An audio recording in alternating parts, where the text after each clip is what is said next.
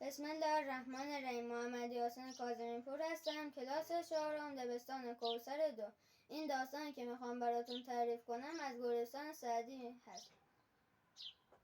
در زمانهای قدیم پادشاهی بر کشور مصر حکومت میکرد که صاحب 2 فرزند بود.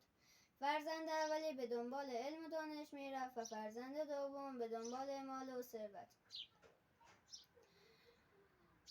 سرانجام فرزند دوم به پادشاهی برگزیده شد و فرزند اول عالم مصر شد. پادشاه یعنی همون شاهزاده که به پادشاهی برگزیده شده بود به عالم گفت من الان ثروتمند شدم و تو هنوز فقیر موندی.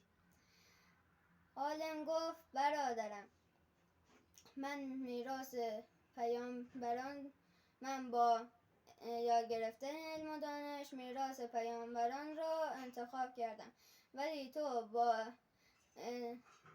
انتخاب کردن مال و ثروت و زیان کردن به مردم پادشاه بدی شدی و میراث بد فرعون و هامون را انتخاب کردی.